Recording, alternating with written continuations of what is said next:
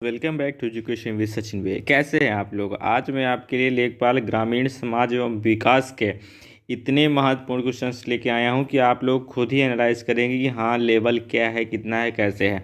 बिना इस क्वेश्चन के आपका सिलेक्शन नहीं होना ये 100% श्योर है और ये आप भी जानते हैं। 25 नंबर का वेटेज बहुत होता है। हिंदी, गणित और जीके सब लोग कर सकते हैं, लेकिन ये एक ऐसा सब्जेक्ट है, ऐसा टॉपिक है कि इसमें कहीं ना कहीं बच्चा कंफ्यूज हो जाता है। क्यों? क्योंकि ये ग्राम समाज से जुड़ा होता है और ये चीज़ें कहीं ना कहीं हम लोग अवॉइड करते हैं। ठीक है, थोड़ा समझने की बात है। अगर आप थोड़ा समझते हैं तो कहीं ना कहीं ये बहुत आसान भी टॉपिक कह सकते हैं इसको हम लोग। तो आप लोग एक एक क्वेश्चन का इंपॉर्टेंस समझते हुए, लेवल देखते हुए खुद एनालाइज करिए कि इस टॉपिक से कैसे क्वेश्चंस बन सकते हैं। प्रीवियस ईयर के बेस पे हैं, आगे आने वाले एग्जाम के लिए आपके लिए बहुत ही महत्वपूर्ण है। Relevant is a most relevant you can say. Okay, चलिए स्टार्ट करते हैं हम लोग पहले क्वेश्चन से। पहला क्वेश्चन क्या कह रहा है? भू क्षरण में कौन से कारक योगदान देते हैं? ठीक है, तो इसमें सबसे पहले आपको देखना है क्या कह रहा है। केवल वर्षा और निर्माण जैसी मानवीय गतिविधियां।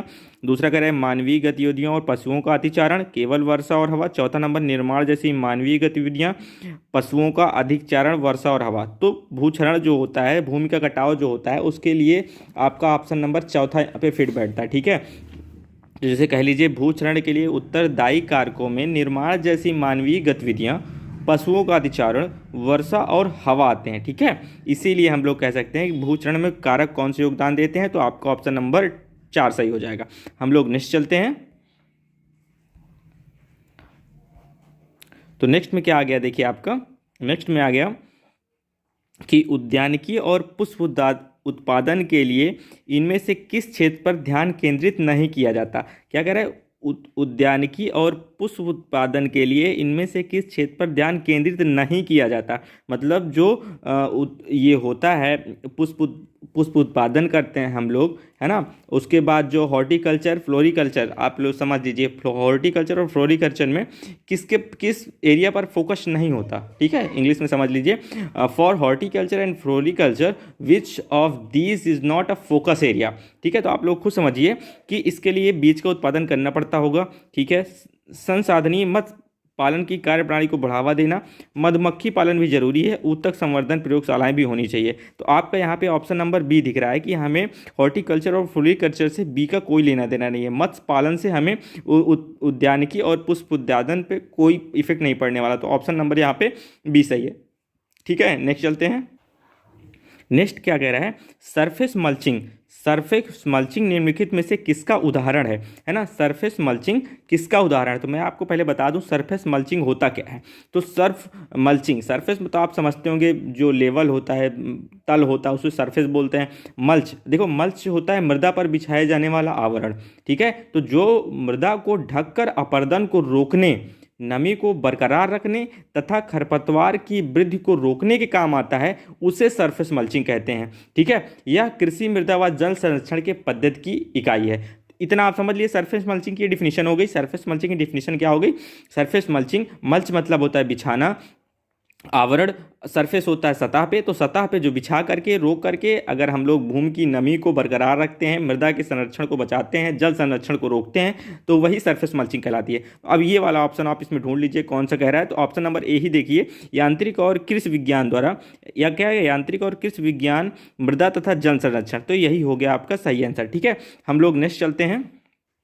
ये क्या कह रहे हैं? सब्सिडी का उद्देश्य नहीं है।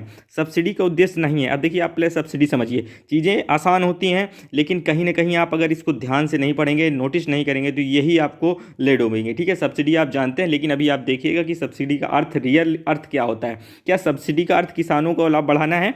नहीं है, इसमें आप आंसर नहीं लगाएंगे, जबकि आप गलत हैं। देखिए सब्सिडी का मतलब क्या होता है? सरकार द्वारा दिए जाने वाले सब्सिडी का उद्देश्य क्या होता है? इसका उद्देश्य होता है उत्पादकता बढ़ाना, तकनीक को बढ़ावा देना, अवसंरचनात्मक विकास व निर्यात को प्रोत्साहन प्रमुख है।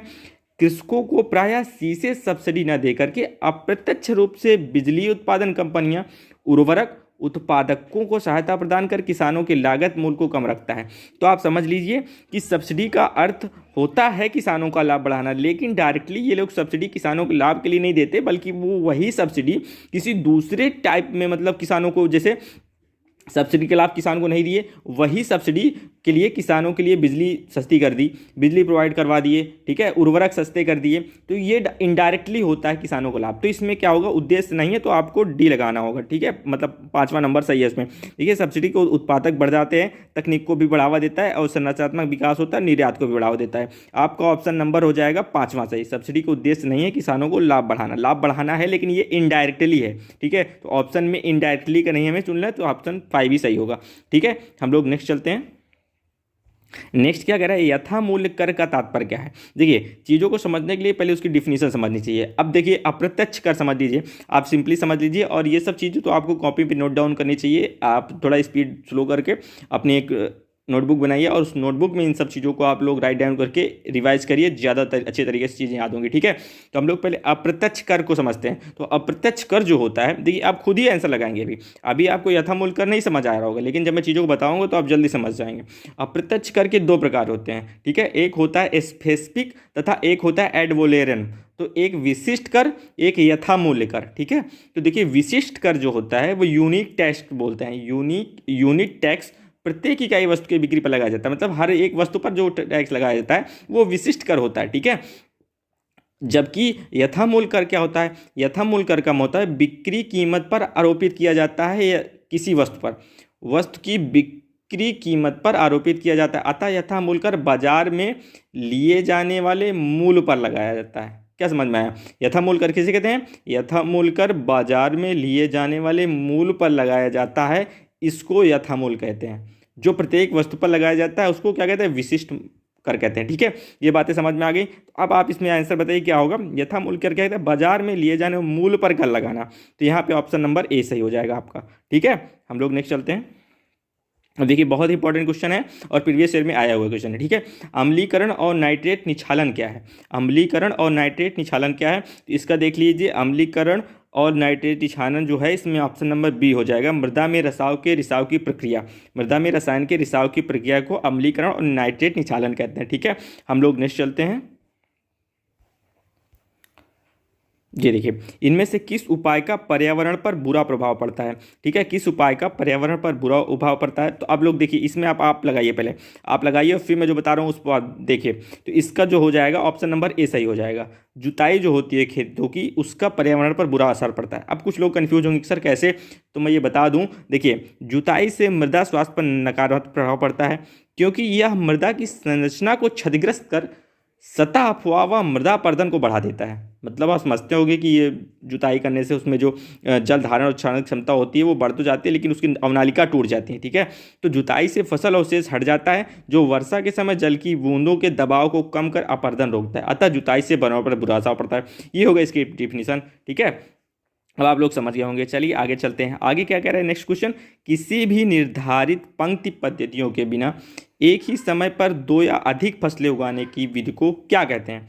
कौन सा क्वेश्चन है, किसी भी निर्धारित पद्धति के बिना एक ही समय पर 2 या अधिक फसलें उगाने की विधि को क्या कहते हैं। ये क्वेश्चन तो सबको आना चाहिए। इसका आंसर हो जाएगा मिश्रित खेती। क्या हो जाएगा, मिश्रित खेती। आगे नेक्स्ट क्वेश्चन कहता है परिरेखा खेती, परिरेखा पट्टीदार खेती, मिश्रित खेती और जुताई इनमें से किस शब्दों के उदाहरण है। अब देख तो खेती से आपको समझना चाहिए कि देखिए एकीकृत पोषण प्रबंधन तो हो नहीं सकता, यांत्रिक और विज्ञान मृदा तथा जल संरक्षण हो सकता है क्योंकि इसमें मृदा भी आ गई है, वाटर तो हो नहीं सकता, तकनीक तो ऑप्शन नंबर बी ही ऑप्शन इसका सही है। आप लोग इसका लगा सकते हैं, ठीक है। नेक्स्ट चलते हैं हम लोग।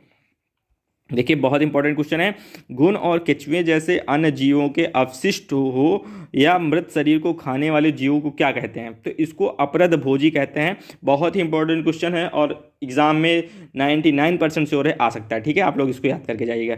चलिए नेक्स्ट क्वेश्चन हम लोग चलते हैं। नेक्स्ट क्वेश्चन क्या कह रहा है, निम्नलिखित में से किस मृदा की धुलाई गुरुत्वाकर्षण द्वारा होती है। किस मृदा की धुलाई गुरुत्वाकर्षण द्वारा होती है।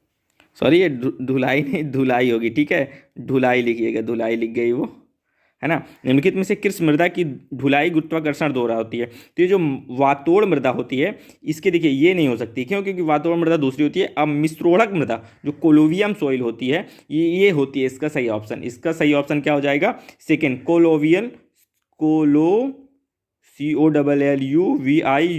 कोलोवियम सॉइल, ठीक है। इसका ऑप्शन ये सही हो गया बी। नेक्स्ट हम लोग चलते हैं। ये क्या है, निम्नलिखित में से शहरीकरण की सामान्य विशेषताओं में शामिल नहीं है। शहरीकरण की सामान्य विशेषताएं क्या नहीं है, तो वहाँ पे आप कोई भी बता देगा कि शहरीकरण में उच्च गुणवत्ता के जीवन की गारंटी नहीं होती है। सेम टू सेम जैसे एग्जाम में क्वेश्चन आने हैं वही लेवल है इनका, आप लोग देखिए और खुद एनालाइज करिए कि क्या लेवल होता है एग्जाम का। ठीक है, चलिए हम लोग नेक्स्ट चलते हैं। नेक्स्ट क्या कर रहा है, इनमें से गरीबी से प्रेरित प्रवासन के नकारात्मक सिंड्रोम बल कौन है। तो देखिए, अब देखिए ये क्वेश्चन बहुत ही इंपॉर्टेंट है और समझ लीजिए ये कहीं भी यूपी के एग्जाम में ये पीसीएस लेवल तक में पूछा जाता है। अब आप पूछेंगे सर पीसीएस लेवल तक में, तो मैं हाँ बता दूँ ये पीसीएस लेवल तक में पूछा जाता है। इसका आंसर तो मैं पहले आपको बता दूँ कि ऑप्शन नंबर इसका 4 हो जाएगा आंसर। अब देखिए समझिए, पहले डिफिनीशन याद कर लीजिए। गरीबी से प्रेरित प्रवासन के नकारात्मक सिंड्रोम बल एलपीजी, इसको क्या बोलते हैं, एलपीजी। अब देखिए एल का मतलब क्या हो गया, एल का मतलब हो गया लिबरलाइजेशन। लिबरलाइजेशन मतलब उदारीकरण, ठीक है, उदारीकरण हो गया, ये एल हो गया। अब पी से हो गया प्राइवेटाइजेशन, क्या हो गया,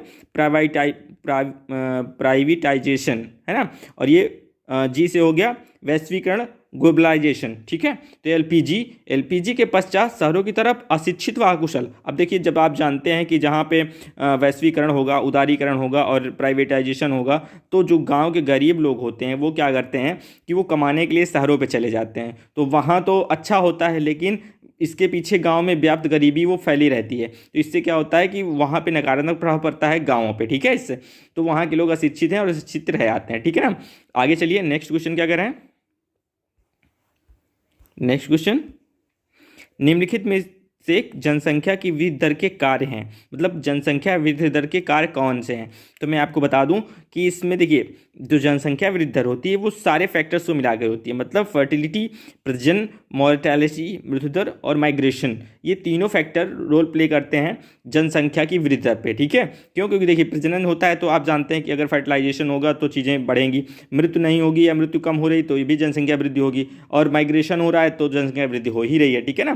तो देखिए इसका ऑप्शन नंबर हो जाएगा 4, ठीक है। आप समझ लीजिए प्रजनन, मृत्यु दर और प्रवासन जनसंख्या की वृद्धि दर के कार्य हैं। अब आप एक लेटेस्ट इसमें से 2011 की जनगणना के अनुसार भारत की जनसंख्या वृद्धि दर कितनी थी, पूछ सकता है। 2011 की जनसंख्या वृद्धि दर कितनी, तो आपको बताना है 17.64%, ठीक है। बहुत ही इंपॉर्टेंट क्वेश्चन है, एग्जाम में आ सकता है, ठीक है ना।